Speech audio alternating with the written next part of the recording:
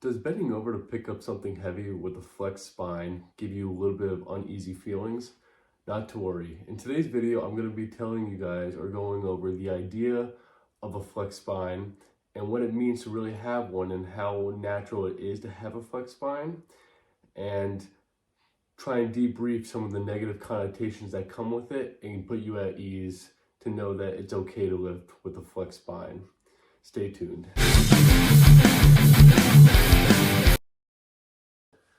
What's going on, everybody? Welcome back to my channel. My name is Eric. I'm a strength coach, and today I'm going to be going over the idea of whether or not a flexed spine is really a cause for back injuries, or why people might have some sort of negative connotation when it comes to having a flexed spine, when either going to bend or pick something up heavy off the ground, and just kind of debrief some of the negative ideas about this. So when we think about a flexed spine, we look at lordosis and kyphosis, or rounding of the upper back and lower back. And when we really get into it, almost at all points of the day, we are hardly ever in a completely neutral, straight line with our back. It is there's not much time that we are in complete neutrality with our spine. You know, whenever we go to bend over to pick something up heavy, we oftentimes have to flex forward in order to achieve the position that we want to. Pictured to the side, you'll see a strong man carrying an Atlas stone. Now, when they go pick up this Atlas stone, they're usually hunched over, and they're usually grappling the stone in front of them like this.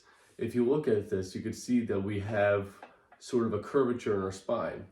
Now, many people might see that and go, wow, I really hope he doesn't hurt his back. The biggest misconception about this is a lot of times when injuries happen, it is due to the idea that we haven't properly loaded in that position.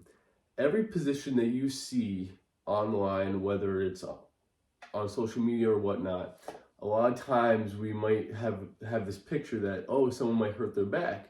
The only difference is that a lot of the reasons why people don't get hurt in these positions is because they've progressively adapted and overloaded that specific position over time, and their body has adapted to that. So when you go and see someone lifting up, 800 pounds or something like extremely heavy in the gym, they might have some upper back curvature in their spine, but that does not mean that they're not properly executing the lift. Number one, biomechanics comes down to that too, but then it also means that that person has adapted over time to lifting with that sort of technique. I know when I've gone to powerlifting competitions, I do not have a completely neutral spine when I go pick up my deadlifts.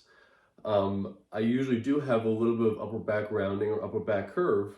However, over time, throughout my training, I've adapted myself to being able to get into those positions where I have a flexed spine, and I've gotten myself to the ability where I can pick up heavier loads with that kind of weight and with that curvature in my spine.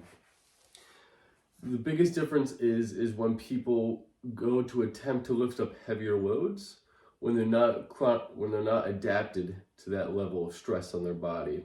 If we are constantly trying to perform movements where we're staying in a completely neutral playing field or not natural playing field, but a completely flat back scenario, the incidence of injury may become exacerbated like crazy, because if we go and pick up something heavy off the ground without our body adapted to the level of, let's say, kyphosis or level of upper back rounding in order to pick up something, that's where injuries may come about, because our bodies haven't really had the stimulus to that kind of movement before. So I hope this video clears something up. I just want to hop on here and let you get and just explain to you guys that upper back rounding is not necessarily always the cause of injury. It's more about the adaptation that we receive in the gym or receive from any kind of stimulus, and how our body adapts to that stimulus in order to perform the test we want to perform. So I hope you guys enjoyed this video. Like I always say, I'm trying to constantly learn. It's one of the biggest things about any kind of field that you go into. So I hope you guys enjoyed it as much as I did making it, and here's to getting strong. Thanks for watching.